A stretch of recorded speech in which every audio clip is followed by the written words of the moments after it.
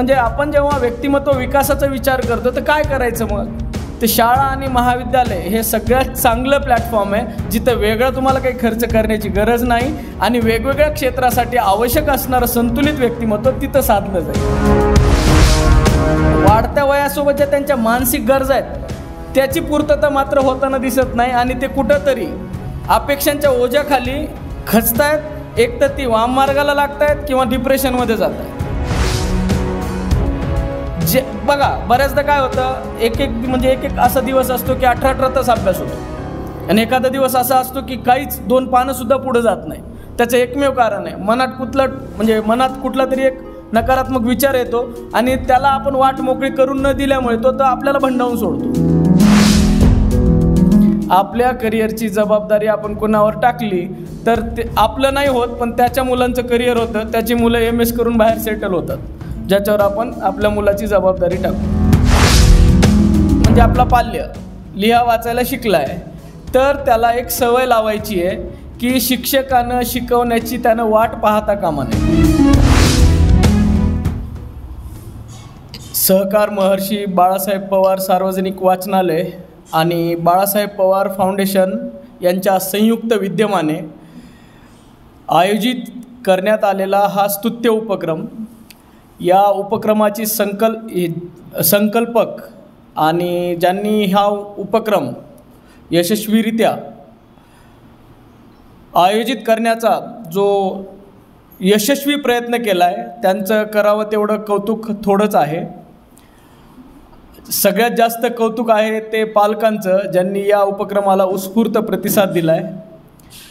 या माध्यमातून काही गोष्टी समाजापर्यंत पोहोचवण्याचा जो या सहकार महर्षी बाळासाहेब पवार परिवाराचा वाचनालय परिवाराचा जो उद्देश आहे तो पूर्ण करण्यासाठी मी माझ्याकडनं पूर्ण प्रयत्न करेन. जेव्हा आपण शिक्षण या संकल्पनेविषयी विचार करतो तर काय बरं डोक्यात येतं? शिक्षण म्हणजे काय?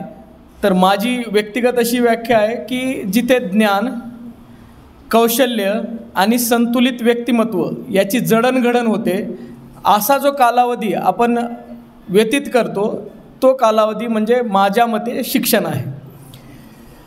इयत्ता 5वी पासून ग्रॅज्युएशनपर्यंतचा हा जो कालावधी आहे, हा कालावधी डोळसपणाने जर इन्व्हेस्ट करण्यात आला तर ग्रॅज्युएशननंतर अनेक वर्ष स्ट्रगल करून लाईफ सेट करण्यासाठी प्रयत्न करण्याची आवश्यकता भासत नाही. दुर्दैवानं काही ठिकाणी अतिशय नकारात्मक असं चित्र आपल्याला पाहायला मिळतं आहे. अतिशय हायली क्वालिफाईड लोक शाळा आणि महाविद्यालयात आहेत आणि ते शाळा आणि महाविद्यालय ओस पडली आहेत आणि डिपेंडन्सी कुणावर वाढली आहे? जे जबाबदारी घ्यायला तयार नाही आहे पण ॲडव्हर्टाईजमेंटच्या जोरावर ज्यांच्याकडे आपल्याला जावं लागतं आहे त्यांच्यावर आपल्याला आपल्या पाल्याची पूर्ण भविष्याची जबाबदारी टाकावी लागते आहे. तर या सगळ्या पार्श्वभूमीवर आपल्याला आज काही गोष्टी चर्चा करायच्या आहेत.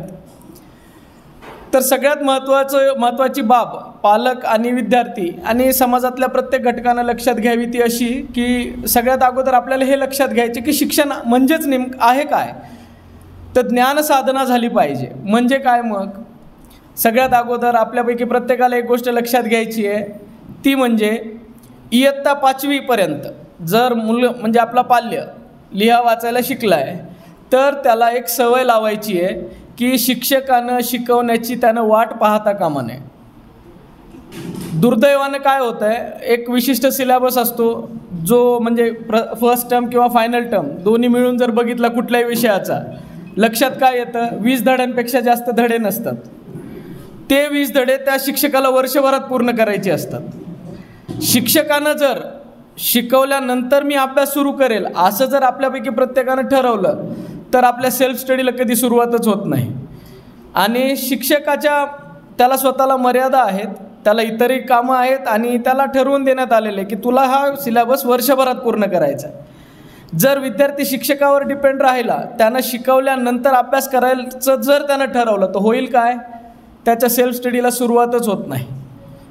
ज्याला लिहिता वाचता येतं आहे त्यानं सेल्फ स्टडी करायची आहे आणि सेल्फ स्टडी करत असताना जे डाऊट्स येतात त्याच्यासाठी शाळा, कॉलेजेस, युनिव्हर्सिटीज आणि क्लासेस असतात. हे ज्यांनी लक्षात घेतलं ती मोजकीच लोक आपल्याला बॅनरवर दिसतात, शाळा असतील किंवा क्लासेस असतील.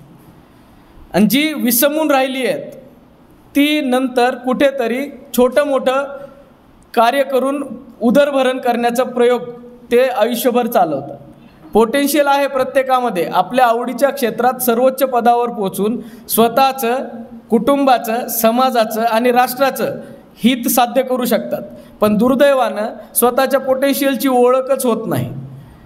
तर हा कालावधी आपल्याला कसा इन्व्हेस्ट करता येईल याच्यासाठी आपल्यापैकी प्रत्येकानं प्रयत्न करणं आवश्यक आहे. मग नेमकं करायचं काय? तर शिक्षण घेत असताना जसं आत्ता मी सांगितलं, प्रत्येकाकडे मोबाईल असेल, लिहिण्याचं साहित्य म्हणजे राहिलं असेल, काही लोकांकडे लिहिण्याचं साहित्य असेल तर त्यांनी नोंदी करून घ्याव्यात, खास करून विद्यार्थी वर्गाने. कारण घरी जाईपर्यंत आपला मोकळा संवाद होतो मित्रपरिवाराशी. तर इथं ज्या काही गोष्टी आपण ऐकलेल्या आहेत त्या गप्पांच्या ओघात विसरण्याची दाट शक्यता असते.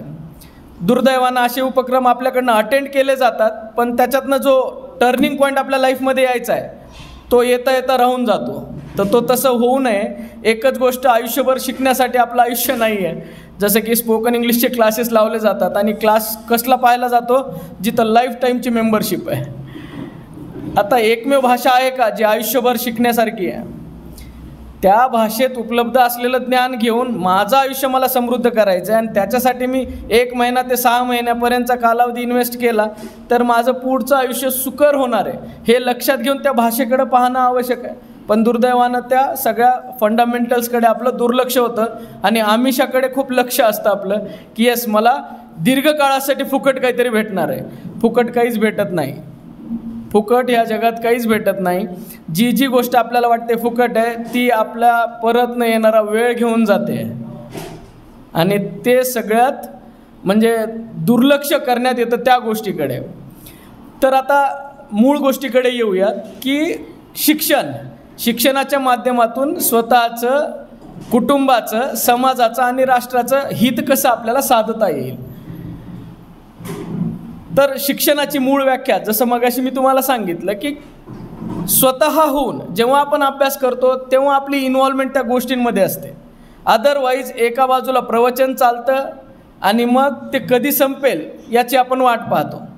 शाळेत आपण स्वतःहून ॲडमिशन घेतलेलं आहे, क्लासेसलाही आपण स्वतःहून जातो. जर आपण स्वतः त्याच्यात इन्व्हॉल्व नसेल त्या प्रोसेसमध्ये तर जिथं बाय चॉईस गेलो आहे तिथून हे लेक्चर कधी संपतं आणि मी कधी घरी जातो ही गोष्टसुद्धा तिथेच घडते. म्हणजे किती डबल स्टँडर्ड कार्यक्रम आहे हा. म्हणजे जिथे बाय चॉईस जातो तिथंच बाय चॉईसही पळायचं पण आहे आपल्याला. हे कशामुळे होतं आहे? कारण आपण त्या प्रोसेसमध्ये इन्व्हॉल्व नाही आहे. आता 10वीचा हा सुंदर निकाल लागलेला आहे, 12वीचा सुंदर निकाल लागलेला आहे. खूप छान मार्क्स बऱ्याच लोकांनी घेतलेले आहेत. काही लोकांनी 100%पैकी 100%पेक्षा जास्त घेतलेले आहेत ना. तर बेस्ट ऑफ 5 त्याच्यात खेळाचे मार्क ॲड केले तर ते 100%पेक्षा जास्तही होतात. तर ही विद्यार्थी पुढे 12वी नंतर वेगवेगळ्या क्षेत्रात सर्वोच्च पदावर दिसली पाहिजेत. तर खऱ्या अर्थानं ज्यांनी या प्रोसेसमध्ये समजून उमजून घेतलेला आहे अभ्यास, केलेला आहे अभ्यास, ती मुलं मेरिटमध्ये आली आहेत तर ती चिरकाल त्या प्रोसेसमध्येच राहणार आहे. पण दुर्दैवानं जर मेरिटमध्ये आणली गेली असतील तर मग ती 10वीच्या नंतर 12वीच्या नंतर कुठेतरी काळाच्या ओघात हरवणार आहेत.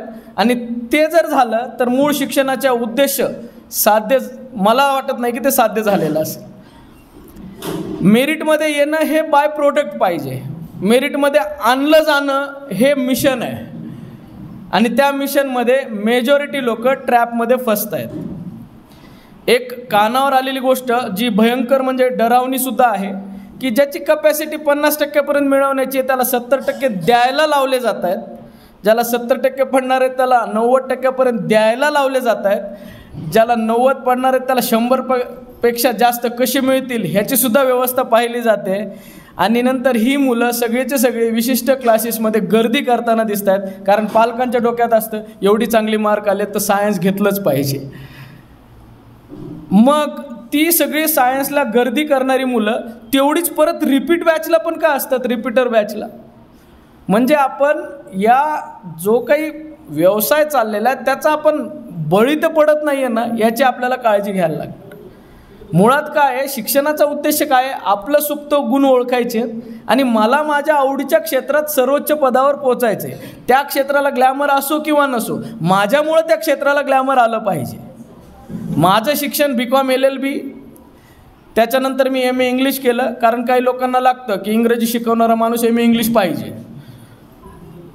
त्याच्याही अगोदर माझ्याकडे MA इंग्लिश झालेल्या मुलांच्या बॅचेस वगैरे होत्या, कारण MA इंग्लिशचा सिलेबस जर बघितलं, लक्षात काय तर लिटरेचर आहे, त्याचा आणि दैनंदिन इंग्रजी बोलण्याचा काही संबंध नाही. कारण जी PhD झालेली आहेत इंग्लिशमध्ये, ते इंग्रजी किती बोलू शकतात हा संशोधनाचा भाग आहे. तर अशा सगळ्या ट्रॅपमधलं आपलं एज्युकेशन आहे, त्याच्यात आपण फसलेलो आहोत.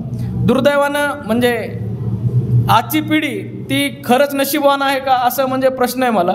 कारण आम्ही नशीबवान होतो, त्याचं कारण असं होतं की एका बाजूला असे मजबूत मोजकीच शिक्षक होती मार्केटमध्ये, ज्यांच्या हवाली आमच्या पॅरेंट्सने आम्हाला करून दिलं होतं आणि आमचं कल्याण झालं. पण आता शिक्षकांची गर्दी खूप आहे मार्केटमध्ये, जे दावा करतात की आमच्याकडे पाठवा, त्यांचं कल्याण करू, पण खरंच ते जबाबदारी घेण्यालायक आहेत का. म्हणून पालक हे ट्रॅपमध्ये आहेत की नेमकं हवाली करावं का नाही करावं. आणि त्यामुळे मग आरोग्याची जशी भीती आहे, त्याच्यासाठी किती खर्च करायची तयारी आहे, तशीच आता शिक्षणाची भीती झाली आहे.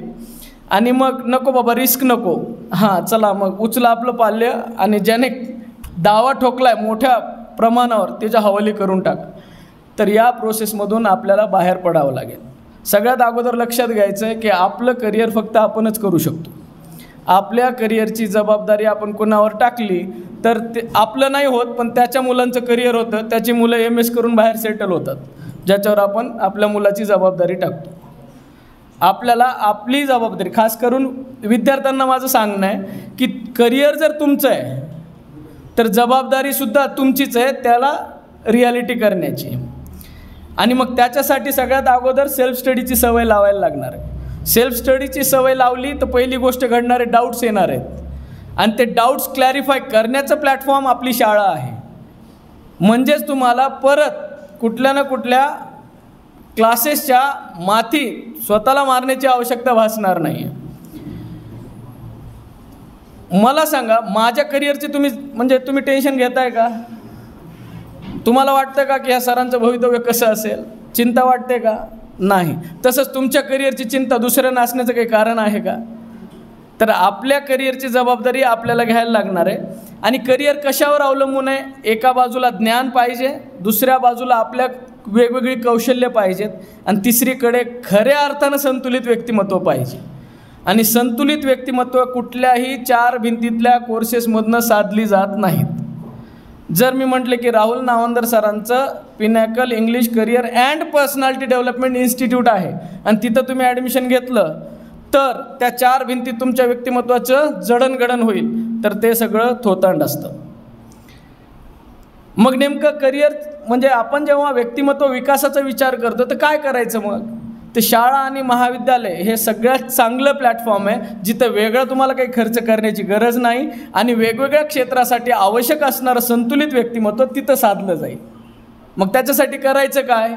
तर सगळ्यात मनाशी एक खुणगाठ बांधून घ्यायची प्रत्येक विद्यार्थ्यांना की जे काही शाळेमध्ये उपक्रम चालतात त्या सगळ्या उपक्रमांमध्ये, मुलगा असो किंवा मुलगी, सगळ्यांचं लक्ष आहे भारत माता की. तर मुलगा असो किंवा मुलगी, त्यांनी प्रत्येकानं पहिल्यांदा एक काम करायचं आहे, इंटरेस्ट असो नसो सगळ्या इथून तिथून झाडून पुसून सगळ्या उपक्रमांमध्ये प्रेझेंटी लावायची आहे, पार्टिसिपेट करायचं आहे.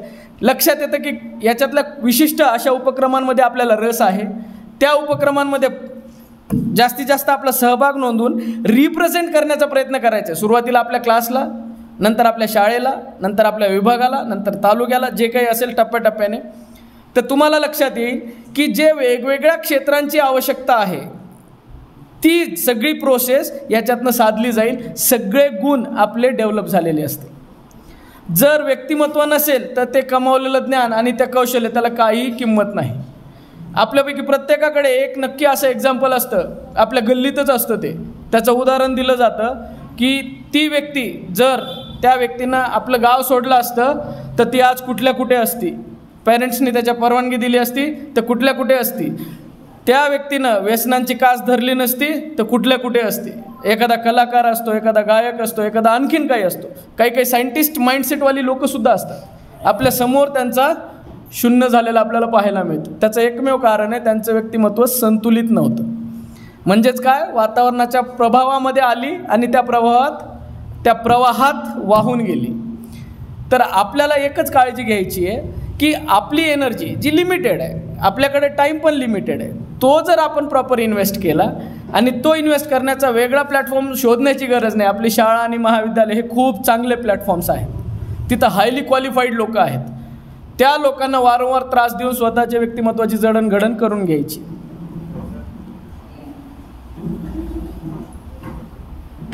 दुसरा महत्त्वाचा मुद्दा, आता जेव्हा आपण वेगवेगळ्या क्षेत्रात करिअर करू इच्छितो तर डोक्यात आपल्या क्लिअर पाहिजे की जे कुठलं क्षेत्र निवडलं आहे त्याचं सिलेबस काय आहे, त्याचा पेपर पॅटर्न काय आहे, आपल्या कॉन्सेप्च्युअल क्लॅरिटी आहे का, ॲडव्हान्स कॉन्सेप्टसाठी आपण कुठल्या प्रकारचे रेफरन्सेस रेफर केले पाहिजेत. त्याच्यानंतर ज्या गोष्टींना नियमित सराव लागतो त्याला आपण दिनचर्या स्थान देतो आहे का, आणि त्याच्याही पलीकडे जाऊन नियोजन, उजळणी आणि सराव या त्रिसूत्रीचा आपल्या जीवनात काही अंतर्भाव आहे का नाही. सगळ्यात अगोदर मुठमाती द्यायची आहे ती पाठांतर नावाच्या प्रोसेसला. कारण ती प्रोसेस सगळ्यात खतरनाक आहे. 10वीपर्यंतचा सिलेबस लिमिटेड आहे. वारंवार वाचला तर ते मुखोद्गत होतं. गणितसुद्धा पाठ करून म्हणजे पास झालेले महाभाग मी बघितलेले आहेत. आणि इंग्रजीवर तर असे सुंदर अत्याचार करतात की पाहायची सोय नाही. इंग्रजी वाचताही येत नसेल, पॅसेज समजलाही नसेल तरीसुद्धा छान मार्क्स घेतात. आणि काय ट्रिक लावतात, पॅसेज पाहायचा, त्याच्यावरचे प्रश्न पाहायची, कुठंतरी समान शब्द सापडतात, त्या प्रश्नातली शब्द त्या पॅसेजमध्ये सापडतात. अपेक्षा असते 2 शब्दातल्या उत्तराची, पण त्या शब्दाच्या वरच्या 2 ओळी, खालच्या 2 ओळी अशा 5 ओळी लिहून आल्या जातात. म्हणजे ते डायरेक्ट इनडायरेक्टली ते चेक करणाऱ्यालाच मेसेज सोडला जातो की ह्याच्यातलं नेमकं उत्तर तू शोधून आम्हाला मार्क दे.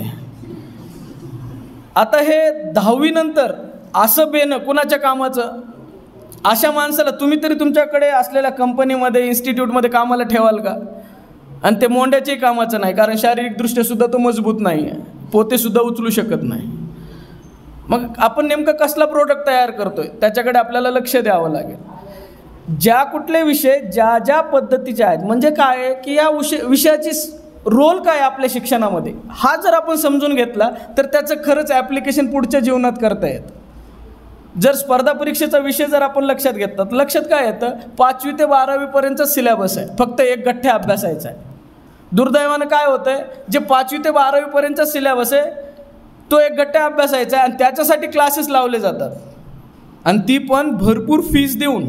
जेवढी फीस ऑलरेडी आपण 5वी ते 12वी शाळेत घालवली आहे त्याच्यापेक्षा जास्त, आणि ती पण टर्म्स अँड कंडिशन त्या क्लासेसच्या.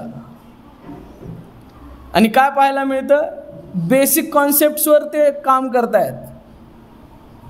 मग आपण परत त्याच गोष्टींना वेळ द्यायचा का.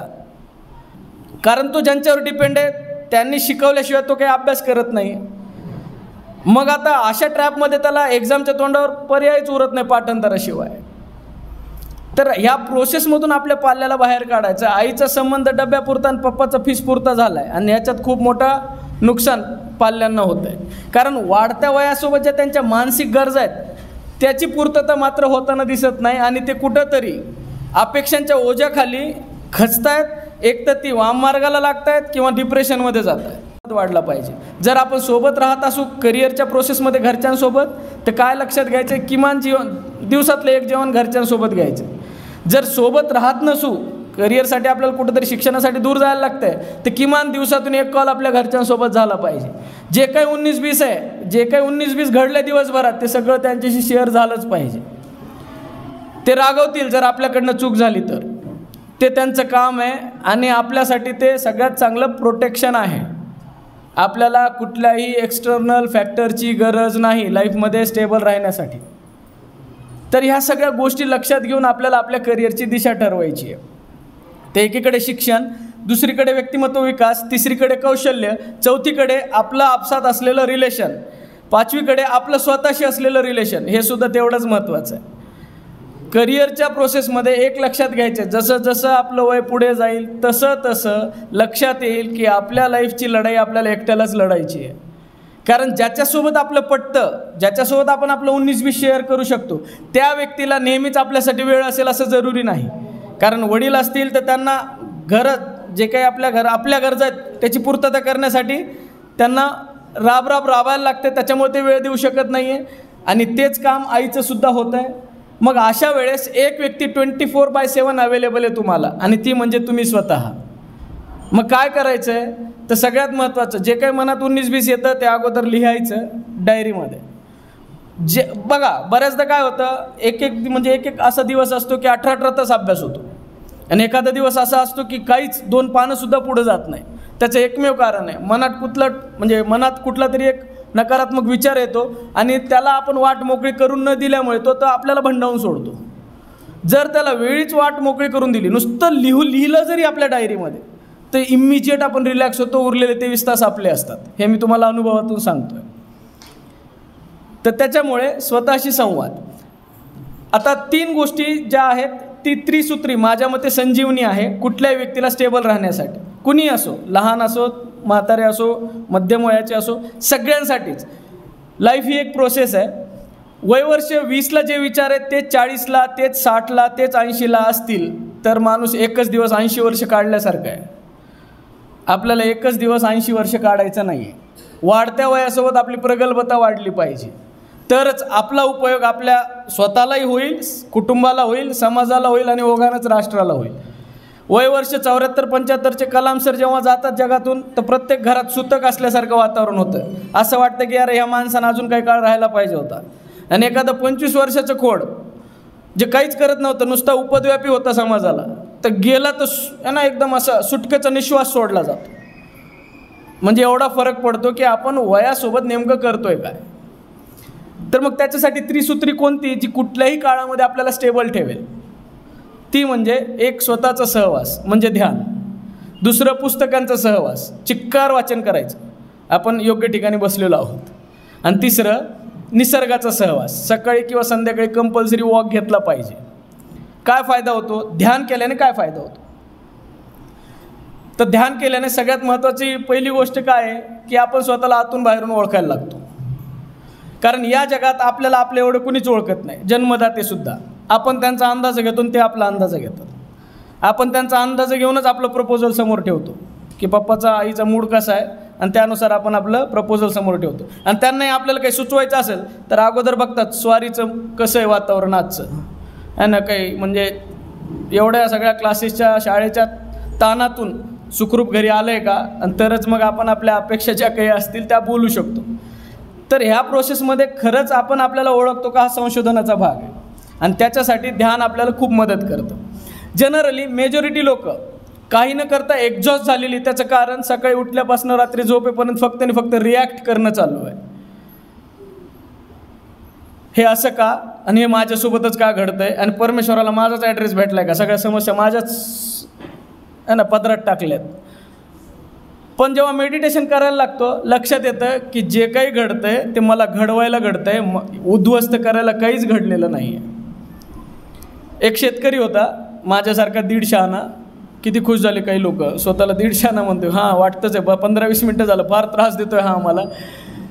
तर तो शेतकरी होता माझ्यासारखा 1.5 शहाणा, आणि तो देवाचीच अक्कल काढतो. तुला काय कळतं का म्हणे देवा, म्हणे किती ऊन, किती पाऊस, किती थंडी, किती वारा आहे ना, त्याचं काहीतरी एक गणित ठेव आणि ते मस्त भरलं पाहिजे. ते म्हणे ठीक आहे म्हणे, ही अथॉरिटी तुझ्याकडे देतो, 1 वर्षभर करून तर बघ. मग तो काय करतो, हजारो हेक्टरवर बाल्कनीतले VIPs सेटल व्हा ना लवकर. तर तो काय करतो, हजारो हेक्टरवर एक विशिष्ट पीक घेतो आणि छान मग ते फार डोक्यापर्यंत छान वाढतं. त्याला पाहिजे असलेलंच ऊन, पाहिजे असेल तेवढंच ऊन, तेवढंच थंडी, तेवढीच वारा, तेवढंच पाऊस. एक दिवशी प्रत्यक्ष शेतात उतरतो. जसा शेतात उतरतो चक्कर येऊन पडतो. मग देव येतो, पाणी टाकतो. क्या हुआ, काय झालं? अरे देवा म्हणे कसं छान बहरलंय बघ ना म्हणे. मग पण त्याला कणीसच नाही म्हणे. तर मग तेव्हा त्याला सांगतं ते की ज्याला तू म्हणतो संकट म्हणतो, थंडी वारा ऊन पाऊस, हे त्या बीजाला अंकुरण्यापासून विरोध करतात आणि त्या विरोधातूनच ते बीज जन्माला येत असतं. तर आपल्या जीवनात जे काही तथाकथित नकारात्मक घटना घडल्या आहेत त्या घटनांनीच आपल्याला असं बनवलं की जे कुठल्याही वातावरणात तोंड देण्याचं सामर्थ्य आज आपल्यात आहे. जर आपल्या जीवनातल्या तथाकथित नकारात्मक गोष्टींना एका क्षणासाठी बाजूला ठेवा, कुठले उरणार आपण? कधी काळी छोट्या छोट्या गोष्टींना भेदरून जाणारे उरणार आपण. म्हणजेच खरंच आपल्या जीवनात काही वाईट घडलं आहे का? तर जे कृष्णमूर्ती सांगतात की तुमच्या जीवनात येणाऱ्या जे काही लोक असतील, परिस्थिती असतील, संकट असतील, इवन तुमच्या डोक्यात येणारे विचार हे सुद्धा तुम्हाला घडवायला येतात, उद्ध्वस्त करायला नाही. म्हणजे परमेश्वर आपली किती काळजी घेतो. मग आपण हताश, निराश, उदास होण्याची आवश्यकता नाही. हे मेडिटेशन केल्यानंतर लक्षात येतं. कारण जर आपण मेडिटेशन केलं नाही तर मग कुणीतरी येतं म्हणतं यार तुझसे हो जाएगा, तर आपण एकदम मोटिवेटेड असतो. हां, एकदम 8 दिवस आणि एकदम अतिशय जवळचा व्यक्ती येतो आणि हळूच म्हणतो मला नाही वाटत तुझसे हो पाएगा, आपण इमिजिएट पंचर. तर जर आपला रिमोट कंट्रोल लोकांच्या हातात आहे तर आपल्या हातातनं काही साध्य होणार आहे का? तर ह्या सगळ्या गोष्टींचा परिणाम आपल्यावर होत नाही जेव्हा आपण मेडिटेशन करतो. तितिक्षा नावाची वृत्ती आपल्यात डेव्हलप होते, म्हणजे कुठल्याही परिस्थितीत स्टेबल. आणि म्हणूनच मी माझ्या मोठ्या मुलीचं नाव तितिक्षा ठेवले, त्याच उद्देशाने की कुठल्याही परिस्थितीत मी स्टेबल राहावं, ही प्रेरणा मला तिच्याकडून भेटावी. कारण ते तर स्टेबल राहतातच लहान लेकरं, फक्त आपण स्टेबल नसेल तर ते डिस्टर्ब होतात, है ना. तर या सगळ्या गोष्टी आपल्याला लक्षात घ्यायच्यात. तर मेडिटेशनचा फायदा, रिॲक्ट करण्याचा स्वभाव निघून जातो आणि रिस्पॉन्ड करण्याचा स्वभाव आपला तयार होतो. आता फॉर एक्झाम्पल एखादा उठून मला काही अभद्र बोलायला लागलं आणि मी मेडिटेशन करणारा नसेल, अभद्र म्हणजे शिव्याच द्यायला लागलं आणि मी मेडिटेशन करणार नसेल तर काय होईल? अच्छा कमजोर आहे का, घ्या त्याला बाहेर, बघूयात निवांत प्रोग्राम नंतर, है ना. आता मी मेडिटेशन करणारा नाही आणि तो बोलणारा धडधाकट आहे आणि तसेच 5-25 त्याच्यासोबत आहेत, मग कुठे त्याच्या नादी लागतात, डबल स्टँडर्ड. पण जर मी मेडिटेशन करणारा असेल तर मी काय विचार करेल, माझ्याकडे वेळ मर्यादित आहे, माझ्याकडे ऊर्जा मर्यादित आहे आणि ते जे काही बोलते माझ्या व्यक्तिमत्वाचे पैलू पाडतं आहे का, माझ्या ज्ञानात भर घालतं आहे का, माझे कौशल्य विकसित करते का नाही, मग मी त्याला वेळ द्यावा का? म्हणजे पूर्णपणे कंट्रोल आपला आपल्यावर असतो. आणि अशाच लोकांकडे येणाऱ्या काळात कुटुंबाचं, समाजाचं, राष्ट्राचं नेतृत्व चालून येतं. आपल्याला तसं प्रोडक्ट व्हायचं आहे जे सदा सर्वदा लीड करणारं असेल. तर ते मेडिटेशनशिवाय साध्य होणार नाही. रिॲक्ट करण्याचा स्वभाव निघून जातो आणि मेडिटेशन ही कुठलीही धार्मिक विधी नाही, ही स्वतःला ओळखण्याचं विज्ञान आहे. त्याच्यामुळे प्रत्येकानं आवर्जून ते केलंच पाहिजे. दुसरं आहे पुस्तकांचा सहवास. वाचनाने काय फायदा होतो? बसल्या ठिकाणी जगभराचं ज्ञान मिळतं आणि ज्या कुठल्या क्षेत्रात आपल्याला इंटरेस्ट आहे त्या क्षेत्रात ज्यांनी भरीव कार्य केलं आहे ती लोक अतिशय साधारण परिस्थितीतून आली होती आणि असाधारण कार्य केलं आहे, तर त्यांच्यात जे पोटेन्शियल आहे तेच आपल्या त्या रत्तीभरसुद्धा कमी नाही याची जाणीव होते. आपल्याला कॉन्फिडन्स तिथून मिळतो. दुसरी महत्त्वाची गोष्ट जी वेळेसोबत, वयासोबत, परिस्थितीसोबत ज्या काही समस्या उद्भवणार आहेत त्याचं प्रॅक्टिकल सोल्युशन त्यांच्या जीवनातून आपल्याला भेटतं. कुठेही हताश होऊन कुणाच्याही पायाजवळ आयुष्यात बसण्याची गरज नाही भासत. गुरु तो असतो जो स्वतः म्हणजे कुणालाही आपल्या पायाजवळ बसू देत नाही. तो म्हणतो भीड, मी आहे तुझ्यासोबत. गुरु तो नाही आहे की ये दर आठवड्याला माझ्या पायाजवळ बस, येताना फ्रूट्स घेऊन ये, तुझ्या लेकराला खाऊ घालत नसेल पण मला खाऊ घाल, आणि त्याचे गाल गुलाबी असतात, आपल्या लेकराचे खप्पड झालेले असतात. तर ते काही गुरु आपले नाही आहेत. आपले गुरु ते आहेत जे आपल्याला उभं करतात की लढ तू, है ना. आणि अशाच गुरूंच्या सहवासात आपणही असावं, आपल्या लेकरांनी पण असावं. याची काळजी जर आपण घेतली तर अडचण मला नाही वाटत येणाऱ्या काळात त्याला येईल म्हणून. तर मेडिटेशनचा तो एक फायदा होतो, वाचनाचा असा एक फायदा होतो. तिसरा आहे निसर्गाचा सहवास. कलाम सरांचं जर पुस्तक वाचलं तर एक वाक्य त्याच्यात पाहायला मिळतं जे की कुठे पुढे एका चित्रपटात सुद्धा त्याच्यातून प्रेरणा घेतलेली दिसते की एखाद्या गोष्टीचा जर आपण ध्यास घेतला तर ती गोष्ट वास्तवात आणण्यासाठी पूर्ण विश्वातली एनर्जी तुम्हाला मदत करते. म्हणजेच काय की जी विश्वातली एनर्जी ना आपल्यातली एनर्जी ती एकच आहे, फक्त त्याचा संबंध प्रस्थापित झाला पाहिजे. नेमकं आपण सूर्यवंशी होत चाललो आहे. सूर्य उगवल्याशिवाय उठत नाहीत आणि सूर्य मावळल्यावर आपला दिवस सुरू होतो, आहे ना. जशी जशी रात्र वाढते तसं तसं आपला दिवस होता, आपलं जागरण वाढलं आहे आणि त्याचे दुष्परिणाम भयंकर खूप जास्त आहेत. तर त्यामुळे शरीर, मन, बुद्धी आणि आत्मा या 4 पातळ्यांनी बनलेलं आपलं व्यक्तिमत्व घडवत असताना काही गोष्टींकडे आता आपल्याला लक्ष द्यायचं. 3 गोष्टी आपण लक्षात घेतल्या आहेत. एक स्वतःचा सहवास ध्यान, दुसरं पुस्तकांचा सहवास वाचन, आणि तिसरं निसर्गाचा सहवास कंपल्सरी वॉक वगैरे घेतलं तर खूप फायदा होतो. आता जे शरीर, मन, बुद्धी आणि आत्मा या 4 गोष्टींविषयी थोडंसं 2 मिनटं आपण चर्चा करूयात. आणि मग ज्या उद्देशानं तुम्ही आलेत, छानपैकी सर्टिफिकेट, फोटोज है ना, मग स्टेटस, आणि मग एकदम मज्जा, पार्टी शार्टी, राईट, तर ते करायचंच आहे. फक्त ते बाय प्रोडक्ट असणार आहे आपल्या लाईफचं, ते आपल्या लाईफचं टार्गेट नाही पाहिजे. आणि ते पावलावर आपल्याला अचीव करायचं आहे. पद्मश्री सारखे पुरस्कार भेटल्यावरही जे लोकांची पाय जमिनीवर दिसतात ना, आपल्याला त्या टाईपचं व्हायचं. आपण पाहिलं की नाही या दिवसामध्ये जे काही पद्मश्री घेणारी लोक कोणती आहेत? अतिशय तळागाळातून आलेली आणि खूप उपक्रमशील कार्य करतात समाजासाठी, आणि ती सगळ्याच जात, धर्म, पंथ आणि जेंडरची आहेत है ना. तर आपल्याला त्या टाईपचं व्यक्तिमत्व व्हायचं जे सुद्धा सर्वदा स्टेबल आहे ना, आणि आपल्याला सुद्धा ते पुरस्कार भेटलं पाहिजे है ना. आपलं टार्गेट आयुष्याचं की तिरंग्यात जावं है ना, आणि तिरंग्यात तेव्हाच जातं जेव्हा आपण आपल्या आयुष्य कुठंतरी उपयोगी लावतो आहे.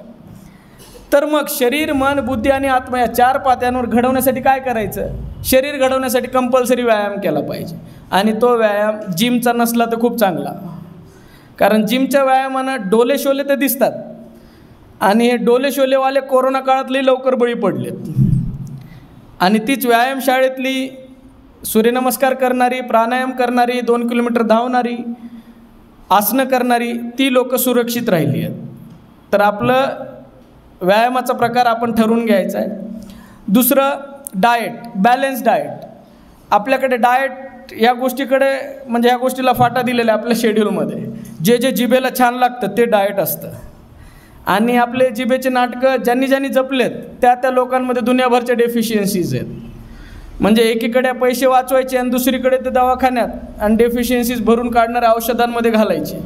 आणि खास करून एक्झामच्या तोंडावर आपल्याला स्ट्रेस सहन होत नाही, त्याचा परिणाम आपल्या पोटावर होतो, ॲसिडिटीचा परिणाम हायपर ॲसिडिटी, आणि हायपर ॲसिडिटी मग बेस बनवतं वेगवेगळ्या मोठ्या एकदम सेलिब्रिटींच्या आजारांचं. आपल्याला ते हवं आहे का? त्या गोष्टींना आपल्याला अवतन द्यायचं आहे का? हे आपल्याला ठरवावं लागेल. मग डाएट कोणतं चांगलं आहे? जी आपली आजी आणि आई, जे काही ऋतुमान बदलते, सीझन बदलते, त्यासोबत जी आपली आई आणि आजी आपल्या ताटातले व्यंजन बदलते ना, गप गुमान खायचं. आणि जेवढं शक्य होईल तेवढं बाहेरचे जे काही प्रोडक्ट आहेत त्याच्यापासून लांब राहिलेलं कधी बरं. आणि आजकाल एक नवीन ट्रेंड आला आहे, यूथ खास करून, नॉनव्हेजशिवाय पार्टी होत नाही. आणि नॉनव्हेज खाणं म्हणजे एकदम पुरुषार्थाची निशाणी. तर हे सगळं थोतांड आहे. कधी बघितलं आहे का? फौजमधले ऑफिसर्स, सायंटिस्ट, वेगवेगळ्या क्षेत्रात रिसर्च करणारे, वेगवेगळ्या क्षेत्रात लीड करणारी लोक नॉनव्हेजचा त्यांच्या शेड्यूलमध्ये भरपूर भरमार आहे. बघितलं आहे का कधी? कारण जे तुम्ही खातात ते तुम्ही होणार आहे. मी कुठल्याही गोष्टीचा विरोध किंवा प्रचार करत नाही आहे. जे विज्ञान सांगतं ते तुम्हाला सांगतो आहे. तुमच्या सगळ्यांचा आवडीचा आणि परिचयाचा एक खेळाडू आहे विराट कोहली. मधल्या काळात त्याचं करिअर पूर्ण बाद झालं होतं. मग जेव्हा त्याने त्याच्या फिजिओथेरपिस्ट आणि जे कोणी त्याच्याशी रिलेटेड लोक आहेत त्याने त्याचा अभ्यास केला तर लक्षात काय आलं, त्याच्या शरीरातलं जास्तीत जास्त कॅल्शियम त्यानं खाल्लेलं नॉनव्हेज पचवण्यातच वापरात येऊ लागलं. त्याचा परिणाम कॅल्शियमची कमी, हाडांच्या स्ट्रेंथवर परिणाम होऊ लागला. त्याचा हाडांच्या स्ट्रेंथचा परिणाम त्याच्या स्ट्रोकवर होऊ लागला. त्याचं करिअर धोक्यात आलं. सगळ्याच फॉन्टमधून त्याला राजीनामा द्यावा लागला. असं वाटलं आता त्याचं करिअर संपणार. मग त्यानं वेगन झाला, आणि आता परत हिस्ट्री आपण पाहतो की आता कसं तो सगळ्या गोष्टीतून बाहेर आला. म्हणजे आणि या सगळ्या गोष्टी अगोदर होत्या का बरं? हे आपल्यावर मीडिया, मूवीज, बुक्स याच्यामधून काही लोकांनी जाणीवपूर्वक बिंबवलं आहे की ह्या गोष्टी म्हणजे एकदम छान असतात, भारी असतात, ऑसम असतात. ते हिंदी चित्रपटासारखं आहे. एंड गोड दाखवतात पण त्याच्यानंतर खरी लाईफ सुरू होते ते आपल्याला दाखवत नाहीत. की नेमकं त्यांच्या लाईफमध्ये जे काही अप्स अँड डाऊन्स येतात त्याला ते कपल कसं डील करतं हे दाखवतात का? नाही. ते एकदम फील गुड वाटावं आपल्याला, ते रियालिटीपासून लांब असतं ते. तर त्याच्यामुळे आपल्या डाएटकडे लक्ष द्या. खास करून आपल्या आई आणि आजी जे काही आपल्या ताटात वाढते कसलेही कंप्लेंट केल्याशिवाय मस्त खायचं ते, आणि जेवणाच्या वेळा वगैरे पाळायच्या. तिसरं आहे साऊंड स्लीप. जर आपण पुरेशी झोप नाही घेतली तर काय होऊ शकतं, याचं जर वास्तव लक्षात घ्यायचं असेल तर तुम्हाला एक गोष्ट सांगतो, ती म्हणजे तुम्ही क्रांतिकारकांविषयी ऐकलं असेल, काही बाल क्रांतिकारक होऊन गेले, ज्यांनी काय केलं, अन्न त्याग वगैरे केला होता आणि जवळपास 1.5 महिना 2 महिन्यापर्यंत ते लढले, पण अन्न घेतलं नाही, पाण्यावरच त्यांनी ते 1.5-2 महिने काढले आणि कालांतराने ते शहीद झालेले पाहायला मिळतं. पण पुरेशी झोप न घेतल्यामुळे 11व्या दिवशी माणूस वेडा होऊन मरतो. आता जे सोसायटीमध्ये आपल्या आजूबाजूला लोक असतील ते 3 प्रकारचे लोक दिसतील. एक खूप निराश म्हणजे भूतकाळात हरवलेले, एक खूप चिंताग्रस्त भविष्यात हरवलेले आणि एक आनंदी जी चेहऱ्यावर ज्यांच्या हास्य आहे ती वर्तमानात आहे. वर्तमानात तीच राहू शकतात ज्यांची झोप पुरेशी झालेली आहे. ज्यांचा झोपेचा अभाव आहे, बघायचं रोते की होतं बोले सुरत ही ऐसी है ना, म्हणजे त्यांनी कॉन्ट्रॅक्टच घेतलं आहे सोसायटीला दुःखात लोटायचं आणि इच्छा असो नसो मी 12 वाजलेलेच ठेवणार माझ्या चेहऱ्यावर, सकाळचे 6 वाजले तरी असतील है ना, असं काही लोकांचा चेहरा असतो. त्याचं कारण आहे फक्त आणि फक्त पुरेशी झोप न घेणं आणि त्याचा नेमका परिणाम आपल्या करिअरवर नकारात्मक होतो आणि ओघानंच आपल्या येणाऱ्या म्हणजे आपलं जे काही वलय आहे त्यांच्या फ्युचरवर पण होतं. आपण स्टेबल, आपलं घर स्टेबल, आपण डिस्टर्ब, इथून तिथून सगळं डिस्टर्ब. ते पाण्यात पडलेल्या दगडासारखं आहे, ते त्याचे वलय पार किनाऱ्यापर्यंत जातात, म्हणजे आपलं सर्कल पूर्ण डिस्टर्ब होतं फक्त आपल्यामुळे. म्हणजे याचाच अर्थ आपल्यामुळे ते सर्कल आबादसुद्धा राहणार आहे. म्हणजे आपण स्वतःला स्टेबल ठेवलं तर घरच्यांना जे वडीलधारे आहेत ते अजून इतर दुसऱ्या जबाबदाऱ्यांमध्ये जाऊ शकतात. का? कारण त्यांना ते निश्चिंत होतात, अरे हे लहान जरी असेल ना, हां हे सगळं हँडल करेल, एवढं सामर्थ्य याच्यात आहे. म्हणजे एका छोट्या गोष्टीचा परिणाम किती लांबपर्यंत होतो. तर पुरेशी झोप फार आवश्यक आहे. दुसरं आहे मानसिक संतुलन, जे मगाशी मी सांगितलं त्याचं सोल्युशन म्हणजे स्वतःचा सहवास, पुस्तकांचा सहवास, निसर्गाचा सहवास. आता तिसरं बुद्धीकडे येऊ. शरीर, मन, बुद्धी आणि आत्मा. बौद्धिक कौशल्य अबाधित ठेवायचे असतील तर काय करायचं, नियोजनाशिवाय कामच नाही करायचं. मग अभ्यासाचं नियोजन असेल, आपल्या व्यवसायाचं नियोजन असेल, उद्योगधंद्याचं नियोजन असेल, शेतीच्या कामाचं नियोजन असेल, नियोजनाशिवाय काम नाही करायचं. नियोजनाशिवाय काम केलं तर मनासारखं 2-5% काम होतं, पण नियोजनपूर्वक काम केलं तर पहिल्याच दिवशी मनासारखं 50% होतं. जी कमी काळामध्ये पुढे गेली आहेत ती लोकं कोणती आहेत, त्यांनी लक्षात घेतलं आहे की नियोजनाशिवाय काम केलं तर 2-5% होतं आहे, नियोजनपूर्वक केलं आहे पहिल्याच दिवशी 50%, म्हणजे आपण 45 ते 48% फायद्यात राहतो आहे. पण काही लोक असतात, सर 50% झालंच नाही, काय उपयोग नियोजन करून. तर जशा शरीराला सवयी असतात तशा मनाला असतात आणि त्या सवयी जर रेग्युलर आपण 50% का नाही झालं याचा धांडोळा घेतला तर लक्षात येतं की XYZ ठिकाणी आपला वेळ फुकट गेला आहे. दुसऱ्या दिवशी ती आपण काळजी घेतली तर 50 ते 51% व्हायला वेळच लागत नाही. महिन्याभरात 100% जसं आपण नियोजन केलं आहे ते 100% नियोजन पूर्ण आपल्याकडनं एक्झिक्यूट होतं. हे मी अनुभवातून तुम्हाला सांगतो. दुसरं आहे सरावाच्या अगोदर उजळणी, रिव्हिजन प्रत्येक विद्यार्थ्यांना लक्षात घ्यायचं आहे. रिव्हिजनामुळेच सर्वसाधारण बुद्धिमत्तेची लोक वेगवेगळ्या क्षेत्रात म्हणजे हे करतात, नेतृत्व करतात. ती खूप एक्स्ट्रा ऑर्डिनरी नाही आहेत, सर्वसाधारण आहेत. फक्त आणि फक्त कशाच्या जोरावर, रिव्हिजन कसं करायचं, एका दिवसभराचं झोपायच्या अगोदर 1 तास, एका आठवड्याच्या शेवटच्या दिवशी 5 ते 7 तास आणि एका पूर्ण महिन्याच्या शेवटच्या दिवशी पूर्ण 1 तास, 1 दिवस. एक गोष्ट कितीदा रिवाईज होते, 3दा. पाठ करायची गरज आहे नाही. एक्झाममध्ये कसंही विचारू द्या, अडचण येईल. आता आपले सगळं हे जी काही धावपळ आहे ती जर सत्कारणी लावायची असेल तर प्रत्यक्ष सराव केल्याशिवाय पर्याय नाही. आपण जेवढी मेहनत घेतो कॉन्सेप्ट समजून घ्यायला, त्याचं रिव्हिजन करायला, तेवढंच आपलं अक्षम्य दुर्लक्ष होतं कशाकडे, प्रॅक्टिसकडे. कारण नॉलेज कमवणं वेगळी गोष्ट आहे आणि प्रत्यक्ष 2 तासात 4 तासात तिथं परफॉर्म करणं वेगळी गोष्ट आहे. कारण तिथं आपल्याला नुसतं बसायचं नाही आहे, स्टेबल बसायचं आहे. नुसतं स्टेबल बसायचं नाही आहे. एक प्रश्न 4 ऑप्शन असणार आहेत, नीट असेल, JEE असेल, MPSC असेल, UPSC असेल. तर एक प्रश्न 4 ऑप्शन आहेत, एक विशिष्ट उत्तर का, बाकीचे 3 का नाहीत, बाकीचे 3 कशाशी संबंधित आहेत, इथपर्यंत आपल्याला फ्रॅक्शन ऑफ सेकंदमध्ये काय करायचं आहे, विचार करायचा. आणि ते कधी होऊ शकेल, जेव्हा आपण स्टेबल तिथं आहोत. आणि ती स्टेबिलिटी फक्त प्रॅक्टिसशिवाय येणार नाही.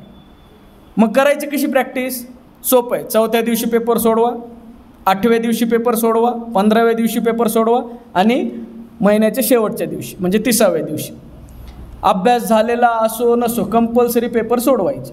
अभ्यास झालेला नाही आहे आणि पेपर सोडवतो, काय फायदा होतो? आपण सगळ्या गोष्टींना इक्वल वेटेज दिलं आहे की नाही हे आपल्याला लक्षात येतं.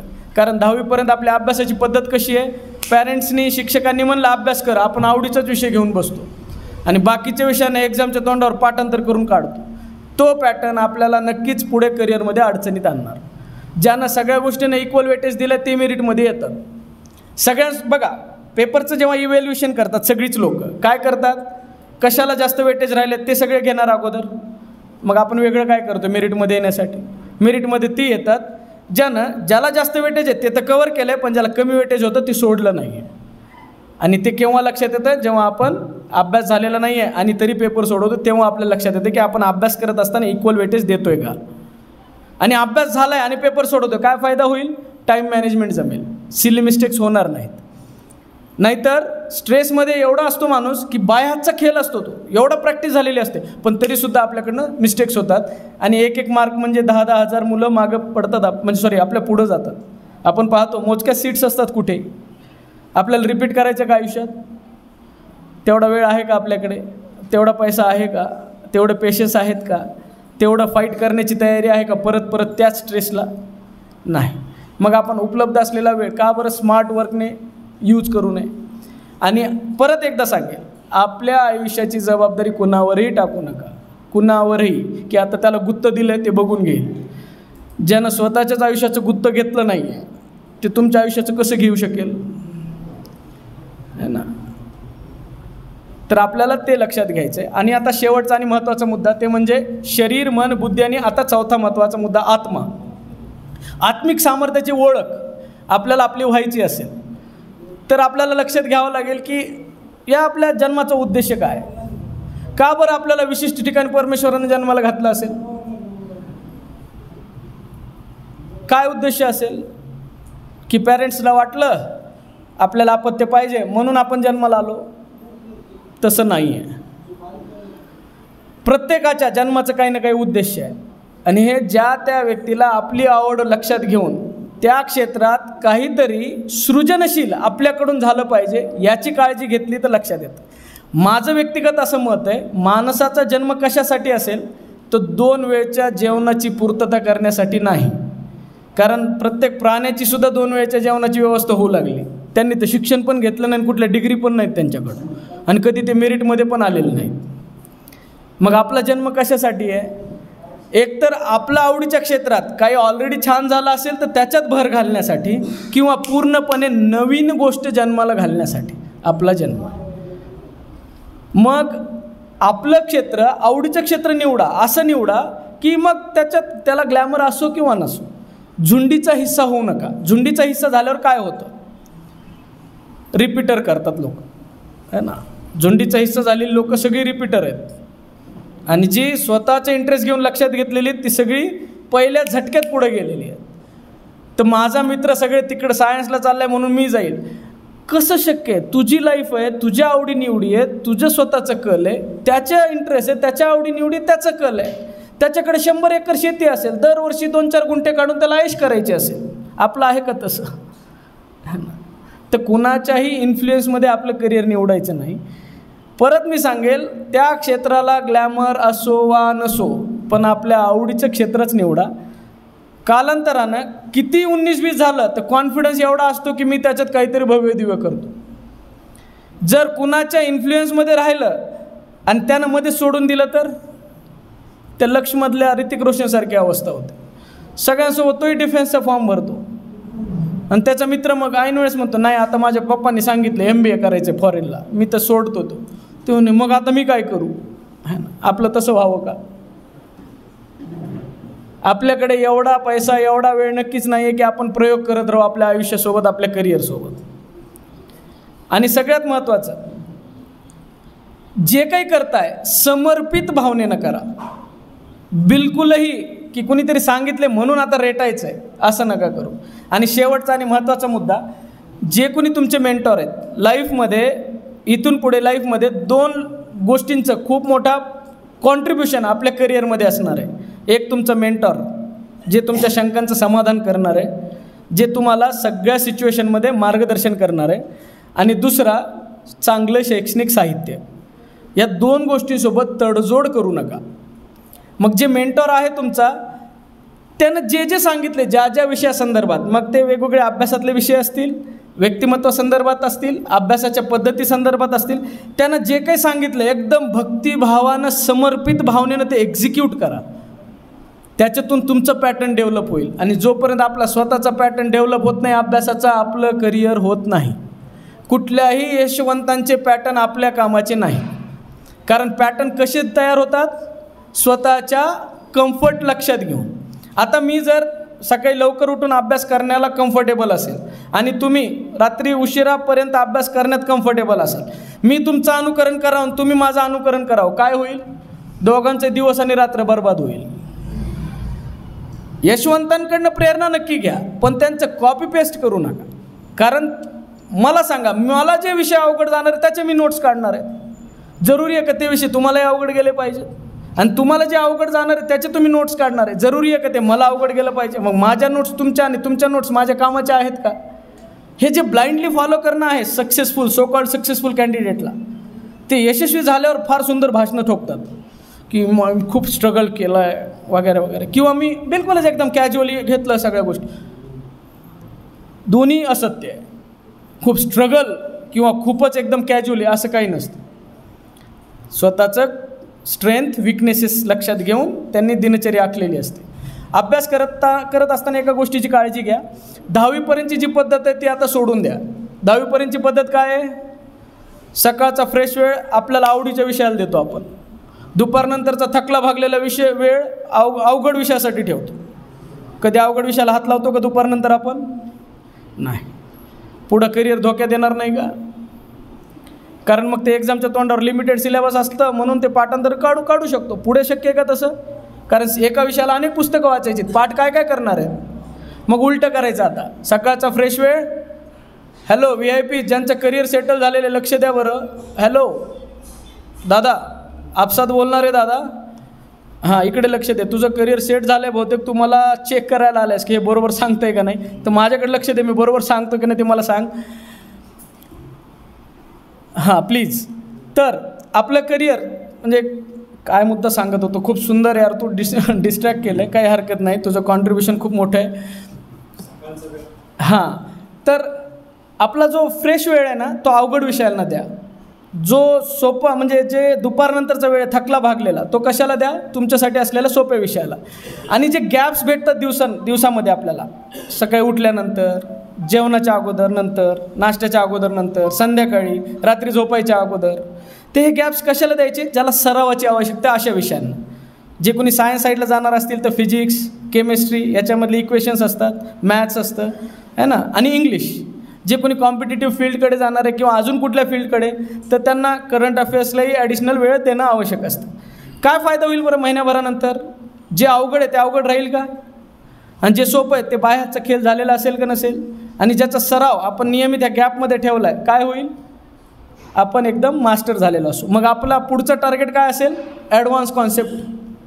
अजून पुढचं टार्गेट काय असेल? आता माझं लेखन कौशल्य मला वाढवायचं आहे, आता माझं प्रेझेंटेशन स्किलकडे मला लक्ष द्यायचं आहे. आउट ऑफ मार्क्स भेटणार नाही का? 750 पैकी किंवा 720 पैकी जे काही असेल ते जास्तीत जास्त आपल्याला पडणार नाहीत का?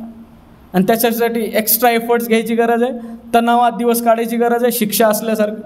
शिक्षण हे शिक्षा नाही आहे, हे एक प्लेजर आहे. वेगवेगळ्या क्षेत्रात कॉन्ट्रीब्युशन दिलेल्या लोकांनी कधी बोलले का असं की शिक्षण हा माझ्या जीवनातला वाईट काळ? ते म्हणले माझ्या जीवनातला सगळ्यात सुंदर काळ म्हणजे शिक्षणाचा कालावधी. मग आपण एवढं पॅनिक का होऊन घेतो? आपण स्वतः पॅनिक होतो, आपल्याला बघून आपले पेरेंट्स पॅनिक होतात, त्यांचं आयुष्य आपल्यामुळे कमी होऊ लागलं कारण ते जास्तीत जास्त वेळ स्ट्रेसमध्ये राहू लागले. आणि आता सगळ्यात महत्त्वाची गोष्ट म्हणजे सदा सर्वदा स्टेबल राहायचं असेल तर एक गोष्ट लक्षात घ्या, जे तुमचं इष्टदैवत आहे त्याचं सरेंडर व्हा, त्याला सरेंडर व्हा. दुसरं, त्या दैवताला समोर ठेवून ज्यांना आपलं चारित्र्य जपून विश्व निर्माण केलं आहे अशी रोल मॉडेल निवडा. गंजेडी, नशेडी, भंगेडी आपली रोल मॉडेल नाही पाहिजे. आणि ते इन्फ्लुएन्समधून झालेली आहेत. खूप मोठा इन्फ्लुएन्स आहे आपल्यावर त्यांचा, त्याच्यातून आपल्याला बाहेर पडावं लागेल. आपली रोल मॉडेल कोणती पाहिजेत?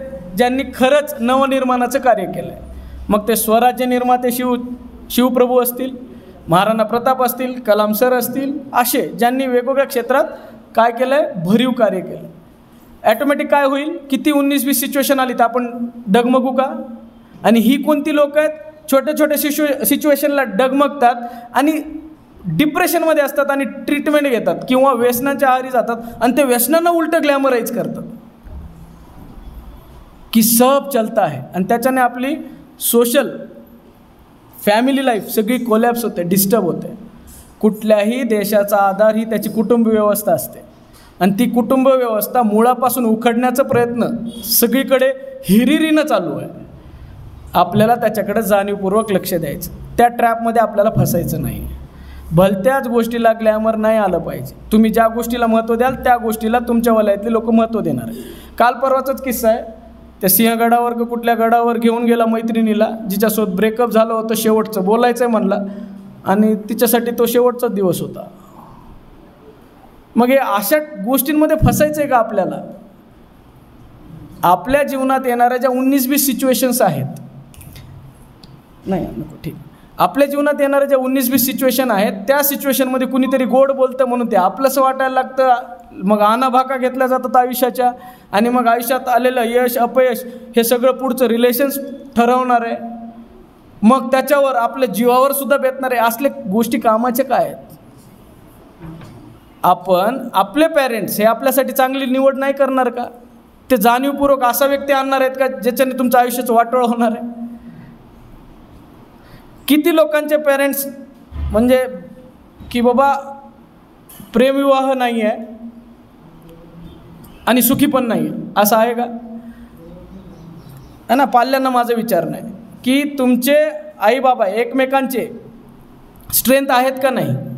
जेव्हा जेव्हा सिच्युएशन 19-20 होते, कधी आई डिस्टर्ब असते तर कधी बाबा, एकमेकांना सावरतात का नाही, एकमेकांची स्ट्रेंथ होतात का नाही.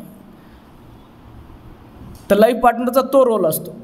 ते उगवत्या सूर्यानुसार जर आपण ह्या सगळ्या भानगडीत पडलं तर आपलं करिअर स्पॉईल होणार आहे का नाही. तर त्याच्यामुळे जसजसं वय वाढते आपल्या घरच्यांसोबत संवाद वाढवा. तुम्हाला जगात तुम्ही ज्या गोष्टीसाठी जन्माला आलेत त्या गोष्टीसाठी तुम्ही पोचणार. तुमची स्ट्रेंथ तुमचे पेरेंट्स असणार आहे. येणाऱ्या काळात तुमचा पार्टनरसुद्धा तेवढ्याच तोडीचा असणार आहे. त्याच्यामुळं उगाच ज्या गोष्टीसाठी आपला माइंड तयारच नाही आहे, आपण म्हणजे आपली जे काही गरज आहे ती नाहीच आहे पूर्ण, म्हणजे ती आवश्यकताच नाही आहे, त्या गोष्टीत आपला वेळ बर्बाद करू नका. टाईम लिमिटेड आहे ना. सगळे वेगवेगळे धर्मग्रंथ सगळे महामानव एकच गोष्ट सांगून गेलेत की बाबा प्रेम करा, प्रेमानं वागा, आहे ना. तर म्हणजे प्रेम ही खूप उदात्त भावना आहे. तर प्रेम ही फक्त त्या विशिष्ट कालावधीत आहे ना एकमेकांना प्रॉमिस करण्याची गोष्ट नाही आहे. प्रेम ही ती संकल्पना आहे जी आपल्या पॅरेंट्सकडे पाहून आपल्याला कळतं, जी त्यांचं रिलेशन त्यांच्या पॅरेंट्सविषयी जे आहे ना त्याच्यावरून कळतं. जे ते स्वतः कमिटमेंट पाळत आहेत, ज्यांच्यासाठी सर्वस्व अर्पण करतात, त्याला प्रेम म्हणतात. त्याचं एक एक्झाम्पल इकडे तिकडे बघायची गरज नाही. हे जे काही आपल्यावर बिंबवलं चाललं आहे वेगवेगळ्या मीडियातून, त्याच्यातून आपल्याला बाहेर यायचं. प्रेमात समर्पण असतं, प्रेमात त्याग असतं आणि त्या सगळ्या गोष्टी आपल्या पॅरेंट्सकडे बघायच्या, आपल्या आजी आजोबांकडे बघायच्या, होऊन गेलेल्या महामानवांकडे बघायच्या. आपलं ध्येय हे आपलं प्रेम पाहिजे आणि ज्याच्याकडे हे आहे त्याला तशाच तोडीचे पार्टनर भेटतात. आयुष्याचं त्याचंही कल्याण होतं. त्याच्यामुळे इमिजिएट आपण त्या गोष्टीचा विचार करण्याची असंच गरज नाही. म्हणजे परत ते तसलं प्रकरण घडणार नाही जे सिंहगडावर घडलं आहे. आपणच आजचं आपलं डिसिजन येणाऱ्या काळात उद्या आपलं भविष्य ठरवणार आहे. येणाऱ्या काळात आपल्यासोबत त्या ज्या काही घटना घडणार आहेत त्याच्यावर डिपेंड असणार आहे. तर आपल्यापैकी प्रत्येकानं त्या गोष्टीची जाणीव ठेवायची. शॉर्टमध्ये परत रिवाईज करेल. येणाऱ्या काळात जे काही तुम्ही करिअर करू इच्छित आहेत तर त्या करिअरमध्ये नॉलेज गेन करा. मेरिटमध्ये ॲटोमॅटिक येणार आहात. 10वीपर्यंतचं सिलेबस लिमिटेड होता, वारंवार वाचल्यामुळे पाठ होणार आहे, पण ते पुढं चालणार नाही. सगळ्या वेगवेगळ्या विषयांच्या संकल्पना क्लिअर ठेवा. त्याच्या एवढंच महत्त्व व्यक्तिमत्व विकासाला पण द्या आणि त्याहून अधिक थोडंसं महत्त्व कौशल्य विकासाला पण द्या. बसल्या ठिकाणी तुम्हाला जगभरातून वेगवेगळ्या ठिकाणी चांगल्या करिअरच्या अपॉर्च्युनिटीज येणार आहेत. तुम्ही आर्थिकदृष्ट्या मानसिकदृष्ट्या स्थिर स्थावर असणार आहेत आणि खऱ्या अर्थानं कुटुंबाचं, समाजाचं, राष्ट्राचं हित साधलं जाणार आहे. तर या सगळ्या गोष्टी लक्षात घ्या. ज्यांनी आपल्यासाठी ह्या सगळ्या गोष्टी उपलब्ध करून दिल्यात त्या पेरेंट्स, ते होऊन गेलेले महामानव, जे जाणते अजाणतेपणे आपल्याला सकारात्मक ऊर्जा देतात, अशा सगळ्यांविषयी कृतज्ञ राहा आयुष्यभर. कुणी आपल्यासाठी चाराण्याचंही काम केलं असेल, जे चाराने चालत नाहीत फॉर एक्झाम्पल, पण तेवढं जरी काम केलं असेल तर आयुष्यभर त्याच्याविषयी कृतज्ञ राहा. म्हणजे पेरेंट्सचं मधलं उन्नदुन्नं आयुष्यभर बघत बसत नाही माणूस. त्यानं जे आपल्यासाठी खस्तं काढल्यात तेच आपल्यासाठी प्रमाण राहतं. आणि ह्याची जाणीव ज्यानं ठेवली तीच महामानव होणार आहे. प्रत्येकाला महामानव होण्याची संधी आहे. आपण ती कशी घेतो त्याच्यावर सगळं काही डिपेंड असणार आहे. तर वाचनालयानं एवढा सुंदर असा उपक्रम आपल्या सगळ्यांसाठी उपलब्ध करून दिला आहे. त्यांचे खूप खूप आभार. फक्त आता आपल्यापैकी प्रत्येकाला एक लक्षात घ्यायचं आहे की हे ह्यांचं काम आहे, ते आयोजित करतात. आपण त्याला सकारात्मक प्रतिसाद दिला काय नाही दिला काय फरक पडतो, माझ्या एकट्यानं काय फरक पडणार आहे, तर असं डोक्यात घेऊ नका. प्रत्येकानं तुम्ही जे पाऊल उचलणार आहे, तुम्ही ज्या गोष्टीला महत्त्व देणार आहे त्या गोष्टीला तुमचे मुलं, तुमच्या वलयातल्या लोकांची मुलं, तुमच्या येणाऱ्या अनेक जनरेशन महत्त्व देणार आहे. तर ह्या वाचनालयानं जे मोफत नावाचा उपक्रम केला आहे त्याचं खरंच चीज करायचं असेल तर आपल्यापैकी प्रत्येकानं होणाऱ्या प्रत्येक उपक्रमामध्ये हिरिरीनं सहभाग नोंदवला पाहिजे. अजून त्याच्यात काही ॲडिशन करता आलं तर खूप चांगलं, कारण जेवढं सुंदर वातावरण इथलं असेल तेवढंच चांगलं भविष्य आपल्या पाल्याचं असेल. छोट्या छोट्या गोष्टीसाठी आपल्याला एक्स्ट्रा एफर्ट्स घ्यायची गरज नाही. प्रत्येक गोष्टीसाठी क्लास लावायची गरज नाही पडणार आपल्याला. अगोदर मुलांना क्लासेसच होती का? आपल्यापैकी प्रत्येकाला जेवढे पालक बसलेत तुम्हाला काही क्लासेसच होती का सगळ्या गोष्टींसाठी? पण आज तुम्ही तुमच्या क्षेत्रामध्ये अव्वल ठिकाणी आहात का नाही? कशामुळं झालं? कारण वातावरण समाजातलं तसं होतं. आता तसं वातावरण नसेल तर आपल्याला ते बनवायचं आहे. आणि या माध्यमातून, या वाचनालयानं सुरू केलेल्या या उपक्रमाच्या माध्यमातून आपल्याला ते रेडीमेड प्लॅटफॉर्म आहे. फक्त आपल्याला ॲक्टिव्हली ते सगळे एक्झिक्यूट करायचं. तर अशा सगळ्या सृजनशील, उपक्रमशील, उपयोगी उपक्रमांना आपण इथून पुढे सढळ हाताने हातभार लावूया. ॲक्टिव्ह पॅसिव्ह जसं जमेल तसं. आणि यासाठी तुम्हाला खूप खूप शुभेच्छा. तुमच्या भवितव्यासाठी सुद्धा जे माझे ताईदादा मेरिटमध्ये आले इथं आलेले आहेत आणि ज्यांचा आज सत्कार होणार आहे त्यांच्या भवितव्यासाठी खूप खूप शुभेच्छा. कधीही काही वाटलं तर तुम्ही मला संपर्क साधू शकता कुठल्याही म्हणजे संदर्भामध्ये, आणि संवादातून त्या समस्यांचं निवारण आपण करूयात. तर तुमच्या पुढील वाटचालीसाठी खूप खूप शुभेच्छा. आयोजकांनी मला एवढ्या भारत भाग्यविधाता अशा पालक, विद्यार्थी यांच्यासमोर बोलण्याची संधी दिली. त्यांचे मी खूप खूप आभार. त्यांचा मी ऋणी आहे माझ्या शेवटच्या श्वासापर्यंत. जय हिंद, जय भारत.